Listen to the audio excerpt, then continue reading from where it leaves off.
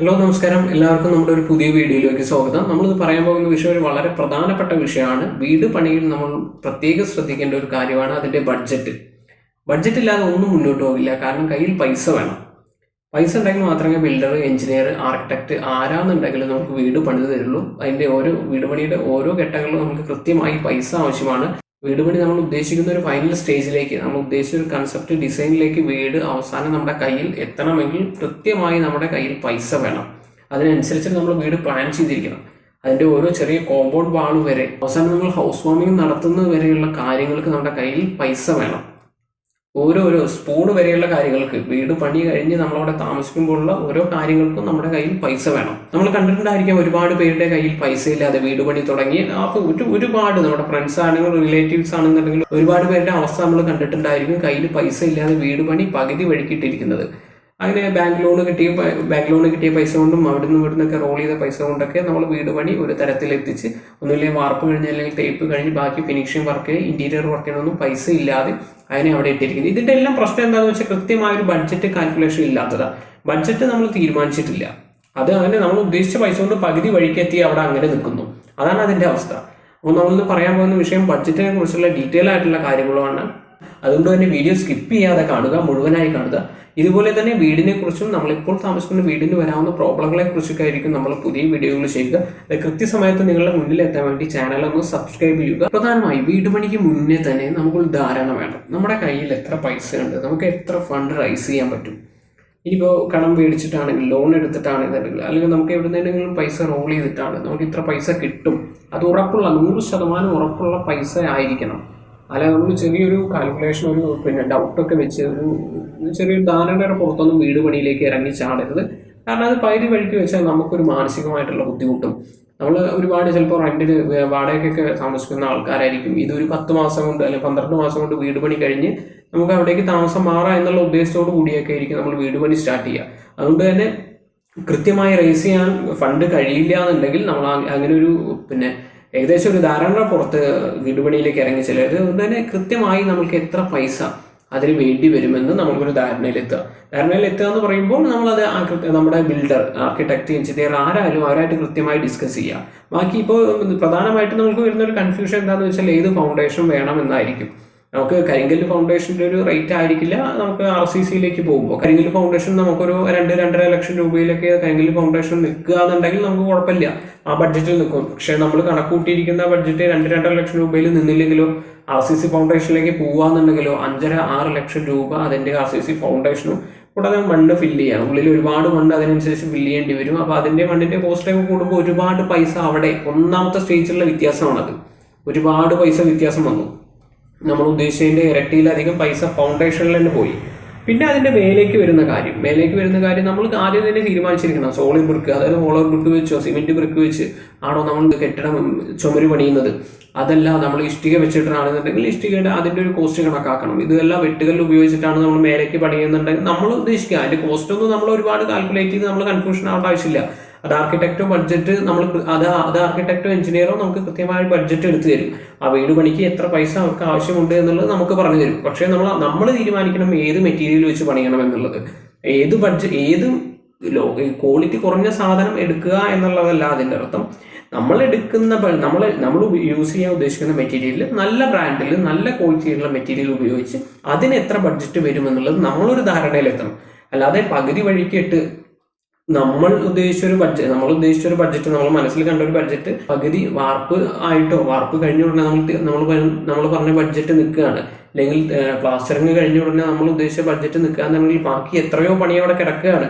Plumbing, electrical, tile, painting, അങ്ങനെയുള്ള ഒരുപാട് കാര്യങ്ങൾ, ഇന്റർലോക്ക്, അങ്ങനെയുള്ള കോമ്പൗണ്ട് മതിൽ പണി, അങ്ങനെയൊക്കെ ബാക്കി അവിടെ കിടക്കുകയാണ്. ഇന്റീരിയർ, കർട്ടൻ വർക്ക്, ഒരുപാട് വർക്കുകൾ ബാക്കി കിടക്കാനുള്ള അടിസ്ഥാന സൗകര്യങ്ങൾ, പെയിന്റിങ്, പ്ലംബിങ്, ഇലക്ട്രിക്കൽ, അങ്ങനെയുള്ള വർക്കുകളൊക്കെ അവിടെ പെൻഡിങ് കിടക്കും. അതുകൊണ്ട് തന്നെ നമ്മൾ ആദ്യം തന്നെ ഒരു കണക്കൂട്ടിലെത്തിയിരിക്കണം ഏത് മെറ്റീരിയൽ ഉപയോഗിച്ച് എൻ്റെ വീട് പണിയണം എന്നുള്ളത്. അത് നമ്മൾ ആർക്കിടെക്ട് ആരാണ് കോൺട്രാക്ടർ എന്നുണ്ടെങ്കിൽ കൃത്യമായി സംസാരിക്കുക. അല്ലാതെ നമ്മൾ ഒരു മാർക്കറ്റ് വില വെച്ചിട്ട് നമ്മൾ ഒരു 2000 സ്ക്വയർ ഫീറ്റിന് 2000 രൂപ വെച്ച് ഇത്ര ലക്ഷം രൂപയാവും എന്ന് കണക്കാക്കാതെ നമ്മൾ ഉദ്ദേശിക്കുന്ന നമുക്ക് എത്ര രൂപ റേസ് ചെയ്യാൻ പറ്റും, നമുക്ക് എത്ര രൂപ കണ്ടെത്താൻ പറ്റും നമുക്ക് എത്ര രൂപ കണ്ടെത്താൻ പറ്റും വീട് പണിക്ക് എന്നത് കണക്കാക്കി അതിന് എത്ര രൂപ ചിലവാകും എന്ന് ശ്രദ്ധിക്കുക. നമ്മളെന്താ വെച്ചാൽ 2000 രൂപ സ്ക്വയർ ഫീറ്റിന് കണക്കാക്കി ചിലപ്പോൾ കരിങ്കല്ല് വെച്ചിട്ടായിരിക്കും. വീട് പണി തുടങ്ങിയിട്ട് RCC ഫൗണ്ടേഷനാണ് വേണ്ടതെന്നുണ്ടെങ്കിൽ അവിടെ തന്നെ ഇരട്ടിയിലധികം രൂപ മാറ്റം വന്നു. പിന്നെ എങ്ങനെ ഈ 2000 സ്ക്വയർ ഫീറ്റ് 2000 രൂപ കൊണ്ട് തീർക്കാൻ പറ്റും? കാരണം കരിങ്കല്ല് ഫൗണ്ടേഷനേക്കാൾ ഇരട്ടി പൈസ വന്നല്ലോ RCC ഫൗണ്ടേഷന്. ഇത് മാത്രമല്ല ഉദ്ദേശിച്ചിരിക്കുന്നത് ഹോളോ ബ്രിക്ക് കൊണ്ടായിട്ടുള്ള ചുമരാണെന്നുണ്ടെങ്കിൽ ചിലപ്പോൾ വെട്ടുകല്ല ഉപയോഗിച്ചിട്ടുണ്ടെങ്കിൽ അതിലും വില മാറ്റം വന്നു. അവസാനം നമ്മൾ കോൺട്രാക്ടറായിട്ടോ ബിൽഡറായിട്ടോ അതിൽ തർക്കത്തിലെത്തിയിട്ട് കാര്യമില്ല. നമ്മൾ ആദ്യം തന്നെ ഇത്ര ബഡ്ജറ്റിൽ പ്രധാനമായിട്ട് നമ്മൾ ശ്രദ്ധിക്കേണ്ടത് എന്താണെന്ന് വെച്ചാൽ ഇങ്ങനെ ഒരു കാര്യത്തിൽ കൺഫ്യൂഷൻ വരാതിരിക്കാൻ ഏതൊക്കെ മെറ്റീരിയലാണ് ഫൗണ്ടേഷൻ, ബേസ്മെന്റ് തുടക്കം മുതൽ അവസാനിക്കുന്ന ഫിനിഷിംഗ് വർക്ക് വരെ ഏതൊക്കെ മെറ്റീരിയൽ ഉപയോഗിച്ചാണ് നമ്മുടെ വീട് പണി തീർക്കാൻ ബിൽഡർ കോൺട്രാക്ടർ ഉദ്ദേശിക്കുന്നത് എന്നുള്ളത് നമ്മളൊരു ധാരണയിലെത്തണം. അപ്പോൾ പിന്നെ അതിന്റെ കൺഫ്യൂഷൻ ഇല്ല.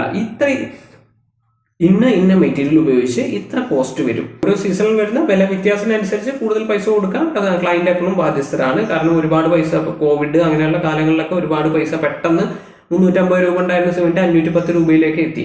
അപ്പൊ അങ്ങനെയുള്ള സമയങ്ങളിൽ കൃത്യമായ ഒരു ബഡ്ജറ്റിന്റെ വ്യത്യാസം വരും. അത് ക്ലയന്റും കോൺട്രാക്ടറും തമ്മിൽ ചർച്ച ചെയ്ത് തീരുമാനിക്കേണ്ടതാണ്. പ്രധാനമായിട്ടും നമുക്ക് സ്ട്രക്ചറിന് ഇത്ര കോസ്റ്റ് വരുന്നുള്ളത്, സ്ട്രക്ചറിന് ഇത്ര പൈസ വരുന്നുള്ളത് നമ്മൾ ചർച്ച ചെയ്തിട്ട് ആദ്യം ആ ബഡ്ജറ്റ് തീരുമാനിക്കണം. സെക്കൻഡ് വരുന്നത് ഇന്റീരിയർ. അതായത് ഇന്റീരിയർ പറയുമ്പോൾ അതിന്റെ plumbing work, electrical work, painting work, അതിന് ഒരുപാട് പൈസ ഇന്റീരിയറിന് ആവശ്യമുണ്ട്. നല്ലൊരു ശതമാനം പൈസ പോകുന്നതാണ് ഇന്റീരിയർ വർക്ക്. അത് കഴിഞ്ഞ് വരുന്നതാണ് ഫർണിഷിംഗ് വർക്ക്. ഫർണിഷിംഗ് വർക്കിനാണെങ്കിൽ TV ഏരിയ, കബോർഡ്, അതിന്റെ ബെഡ്റൂമിന്റെ കബോർഡുകൾ, പൈസ ഫർണിഷിംഗ് വർക്കിനായിട്ട്. ഇപ്പോൾ ഒരു വീടിന്റെ സ്ട്രക്ചർ വർക്കിനേക്കാളും പൈസ ചിലവാകുന്ന ഏരിയയാണ് ഫർണിഷിംഗ്. അങ്ങനെ ഒരുപാട് പൈസ ഫർണിഷിങ്ങിന്. കൂടാതെ നമുക്ക് പിന്നീട് വരുന്നത് കറക്റ്റിന്റെ പൈസ.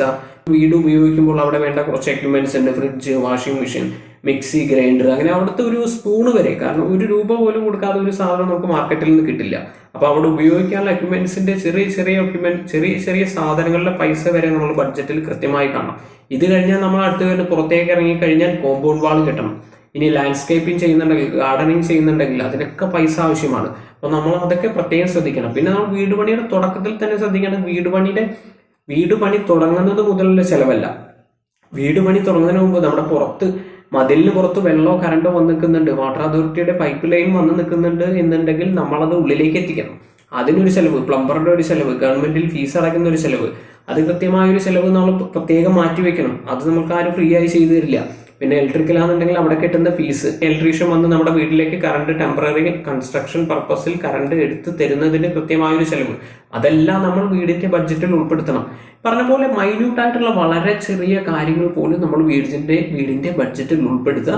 ഒരു കാര്യങ്ങളും ഏകദേശം ധാരാളം പുറത്തു വിടരുത്. അങ്ങനെ വിടുന്നവരാണ് പകുതി വഴിക്ക് ഈ വീട് പണി ഉപേക്ഷിക്കാൻ കാരണമാകുന്നത്. അത് പ്രധാനമായിട്ടും വിട്ടുപോകുന്ന ഒരു കേസാണ്.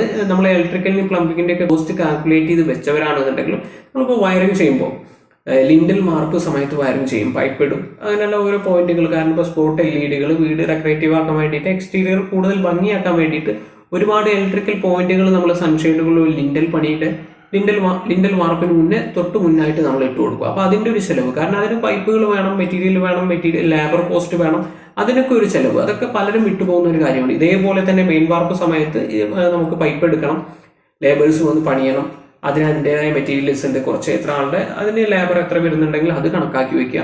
അങ്ങനെ മൈന്യൂട്ട് ആയിട്ടുള്ള ഓരോ കാര്യങ്ങളും നമുക്കറിയില്ല എന്നുണ്ടെങ്കിൽ ബിൽഡറായിട്ട് കോൺട്രാക്ടറായിട്ട് ചർച്ച ചെയ്ത് അതിൻ്റെയൊക്കെ ഒരു ബഡ്ജറ്റ് നമ്മൾ ഉണ്ടാക്കി വെക്കുക. ഇനി എടുക്കുന്ന ബ്രാൻഡ് ഏതോ ആയിക്കോട്ടെ, ഇലക്ട്രിക്കലോ പ്ലംബിങ്ങിലോ ഫ്ലോറിങ് ചെയ്യുന്നത് മറ്റു ടൈലോ ഏത് ബ്രാൻഡോ ആയിക്കോട്ടെ, പക്ഷെ നമുക്കൊരു ധാരണ വേണം നമ്മൾ എത്ര രൂപയുടെ ടൈൽ എടുക്കാൻ ഉദ്ദേശിക്കുന്നു. 70 രൂപയുടെ ടൈൽ എടുക്കാനാണ് നമ്മൾ ഉദ്ദേശിക്കുന്നുണ്ടെങ്കിൽ 95 രൂപയുടെ ടൈൽ എടുത്തു കഴിഞ്ഞാൽ അത് വില കൂടിപ്പോയി. നമ്മൾ അടുത്ത പണിയിലേക്ക്, പെയിന്റിങ്ങിലേക്കോ അല്ലെങ്കിൽ ഫർണിഷിങ്ങിലേക്കോ മാറ്റിവെച്ച പൈസയാണ് ഇവിടെ ഇറങ്ങിപ്പോകുന്നത്. കണ്ടില്ലേ? അപ്പോൾ ബഡ്ജറ്റ് നമുക്ക് കയ്യിൽ നിന്ന് പോവാണ്. ഇങ്ങനെയുള്ള അവസ്ഥയിലാണ് നമ്മൾ അവസാനം ഫിനിഷിംഗ് സ്റ്റേജിൽ, ഫിനിഷിങ്ങിന്റെ ഹൗസ് വാമിങ്ങിന്റെ 2 ദിവസം മുന്നേക്ക് നമ്മൾ ടെൻഷൻ അടിച്ച് നിൽക്കേണ്ട ഒരു അവസ്ഥ വരുന്നത്. നമ്മൾ 75 രൂപയ്ക്ക് 70 രൂപയാണ് കൃത്യമായി ടൈലിന് തീരുമാനിച്ചിട്ടുണ്ടെങ്കിൽ അത് ഒരു ഷോപ്പിൽ അല്ലെങ്കിൽ മറ്റേ ഷോപ്പിൽ പോയാൽ നമുക്ക് നല്ല സാധനം കിട്ടും.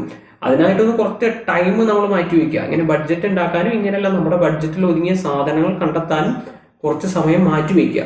ഏത് ബ്രാൻഡാണോ എടുക്കുന്നുണ്ടെങ്കിൽ നമ്മളൊരു ബഡ്ജറ്റ് തീരുമാനിക്കുക. ഇത്ര രൂപയുടെ വയറെ എടുക്കാൻ പാടും, ഇത്ര രൂപയുടെ പ്ലംബിംഗ് സാധനങ്ങൾ നമുക്ക് വരണം. അത് നമുക്കറിയില്ല എന്നുണ്ടെങ്കിൽ പ്ലംബറായിട്ട് സെർച്ച് ചെയ്യുക, അല്ലെങ്കിൽ കോൺട്രാക്ടറായിട്ട് സെർച്ച് ചെയ്യുക. നമ്മൾ ഇത്ര രൂപയുടെ ലൈറ്റുകളാണ് എടുക്കുന്നുള്ളൂ, സ്പോട്ട് ലൈറ്റുകളാണോ LED ഏതാണെങ്കിലും ഇതാണ് എടുക്കുന്നുള്ളൂ. ഇതെല്ലാം കൃത്യമായി പറയാൻ കാരണം നമ്മളൊരു വീട് ആയിട്ട് സീറോയിൽ നിന്നായിരിക്കും പിന്നീട് നമ്മളൊരു ജീവിതം സ്റ്റാർട്ട് ചെയ്യുക. അങ്ങനെ ജീവിക്കണം എന്നുണ്ടെങ്കിൽ പോലും പിറ്റേ ദിവസം മുതൽ കുറച്ച് പൈസ നമ്മുടെ കയ്യിൽ കാണണം. അതുകൂടി കണ്ടിട്ട് വേണം നമ്മൾ വീട് പണിയിൽ മുന്നോട്ട് പോകാൻ. ഇങ്ങനെ കണക്കാക്കി വെക്കുന്നതിന്റെ പ്രധാനമായിട്ടുള്ളൊരു ഗുണം എന്താണെന്ന് വെച്ചാൽ, നമ്മൾ ഓരോ സ്റ്റേജ് കഴിയുമ്പോഴും കോൺട്രാക്ടർക്ക് പൈസ കൊടുക്കുക വ്യത്യസ്ത സ്റ്റേജിലായിട്ടായിരിക്കുമല്ലോ. കാരണം ബേസ്മെന്റ് കഴിഞ്ഞാൽ എത്ര രൂപ, ലിൻഡലിന് മുന്നേ എത്ര രൂപ, മെയിൻ വാർപ്പിന് മുന്നേ എത്ര രൂപ, ചുമര് പണിക്കുക, കൃത്യമായി ഓരോ സ്റ്റേജിലായിരിക്കും നമ്മൾ കോൺട്രാക്ടർക്ക് പൈസ കൊടുക്കുന്നുണ്ടായിരിക്കാം. അപ്പോൾ നമുക്കറിയാലോ ഓരോ സ്റ്റേജിലും നമ്മുടെ കൈവിട്ട് പോയോ പൈസ എന്നുള്ളത് നമുക്ക് കൃത്യമായി കാൽക്കുലേറ്റ് ചെയ്യാൻ പറ്റും. നമുക്കൊരു ബഡ്ജറ്റിൽ ഒരു ധാരണ ഉണ്ട് എന്നുണ്ടെങ്കിൽ, അതുകൊണ്ടാണ് ബഡ്ജറ്റ് കൃത്യമായി ഉണ്ടാക്കി വെക്കാൻ പറയുന്നത്. നമുക്ക് കൈവിട്ട് പോയോ, പണി പാളിപ്പോയോ, നമ്മുടെ ഓരോരോ സ്റ്റേജിലും 1-2 സ്റ്റേജ് കഴിഞ്ഞ് 3-ാമത്തെ 4-ാമത്തെ സ്റ്റേജിൽ വീട് പണി കഴിയുന്നില്ല എന്ന് ആലോചിച്ച് നമ്മൾ ടെൻഷനായിട്ട് കാര്യമില്ലല്ലോ. കൃത്യമായ ഓരോ സ്റ്റേജിലും നമുക്ക് ഈ ബഡ്ജറ്റ് ഉണ്ടാക്കുന്നതിലൂടെ നമുക്ക് ശ്രദ്ധിക്കാൻ പറ്റും. പണിയുടെ ഓരോ സമയത്തും നമ്മൾ വരുത്തുന്ന മാറ്റങ്ങൾ, അത് റിക്വയർമെന്റിലാണെങ്കിലും മെറ്റീരിയലിന്റെ കാര്യത്തിലാണെങ്കിലും അതെല്ലാം ബഡ്ജറ്റിനെ ബാധിക്കും. കാരണം എന്താ വെച്ചാൽ കമ്പി നമ്മൾ ടാറ്റയിലേക്ക് പോകാന്നുണ്ടെങ്കിൽ മറ്റുള്ള കമ്പിയെ അപേക്ഷിച്ച് ഒരുപാട് വില വ്യത്യാസം ടാറ്റയ്ക്ക് വരുന്നുണ്ട്. അപ്പോൾ അതിൻ്റെതായ ഒരു വ്യത്യാസം നമ്മുടെ ബഡ്ജറ്റിൽ സംഭവിക്കും. സിമെന്റ് നമ്മൾ കൂടിയ സിമെന്റാണ്, ഗ്രേഡ് കൂടിയ സിമെന്റാണ് ഉപയോഗിക്കുന്നുണ്ടെങ്കിൽ അതെല്ലാം നമ്മുടെ ബാധിക്കും. റൂഫ് സ്ലാബിന് പുറത്ത് ടോയ്ലറ്റിൽ എല്ലാം നമ്മൾ വാട്ടർ പ്രൂഫിംഗ് ഉപയോഗിക്കുന്നുണ്ടെങ്കിൽ അതിന്റെ മെറ്റീരിയൽ വേണം, അതിന് ലേബർ കോസ്റ്റ് കൂടും. പെയിന്റിങ്ങിൽ നമ്മൾ കൂടിയ പെയിന്റ് ആണ് ഉപയോഗിക്കുന്നുണ്ടെങ്കിൽ പെയിന്റിന്റെ വില മാറ്റം വരും. അങ്ങനെ ഓരോ തരത്തിലും നമ്മൾ 303 പ്ലൈവുഡ് ഉപയോഗിക്കുന്ന അതേ സ്ഥാനത്ത് 710 ആണ് പ്ലൈവുഡ് ഉപയോഗിക്കുന്നുണ്ടെങ്കിൽ അതിന്റെ മാറ്റം നമ്മൾ ഫർണിഷിംഗിൽ വരും. അതിനൊക്കെ ഒരുപാട് വില വ്യത്യാസം വരും. പക്ഷേ നമുക്ക് 303 തന്നെ പ്ലൈവുഡ് ഉപയോഗിച്ച് PVC ഷീറ്റ് അടിച്ചു കൊടുത്ത് നമ്മുടെ ആ ഒരു ചെതൽ വരിക, അങ്ങനെയുള്ള വിഷയങ്ങൾ നമുക്ക് സോൾവ് ചെയ്യുകയും ചെയ്യാം. അതാണ് പറഞ്ഞത്, കൃത്യമായി നമ്മുടെ ബിൽഡറുമായിട്ട് കോൺട്രാക്ടറുമായിട്ട് നമ്മൾ ചർച്ച ചെയ്ത ശേഷം മാത്രം അതിന്റെ ബഡ്ജറ്റ് തീരുമാനിക്കാം. പക്ഷേ എത്ര ബഡ്ജറ്റ് വേണം, നമുക്ക് എത്ര ഫണ്ട് റേസ് ചെയ്യാൻ പറ്റും എന്നുള്ളത് നമ്മൾ ആദ്യം തന്നെ ഒരു തീരുമാനത്തിലെത്തുക. ഇതിലൂടെയൊക്കെ വലിയ വലിയ പ്രോബ്ലങ്ങൾ, നമ്മുടെ ഒരുപാട് ടെൻഷനുകൾ ഒഴിവാക്കാൻ പറ്റും. നമ്മൾ വിചാരിച്ച പോലെ തന്നെ വീട് പണി പൂർത്തിയാക്കാൻ കഴിയും. പറഞ്ഞ കാര്യങ്ങൾ കൃത്യമായി നിങ്ങൾക്ക് മനസ്സിലായി എന്ന് കരുതുന്നു. ഇതുപോലെ തന്നെ വീട് നിർമ്മാണവുമായി ബന്ധപ്പെട്ടും താമസിക്കുന്ന വീടുകളിലെ പ്രോബ്ലങ്ങൾ നമുക്ക് എങ്ങനെ തീർക്കാം എന്നുള്ള തരത്തിലുള്ള വീഡിയോകളായിരിക്കും നമ്മൾ തുടർന്നും നിങ്ങളുടെ മുന്നിലെത്തിക്കുക. അതെല്ലാം അറിയുന്നതിന് വേണ്ടി നമ്മുടെ ചാനൽ ഒന്ന് സബ്സ്ക്രൈബ് ചെയ്യുക. Okay, thank you.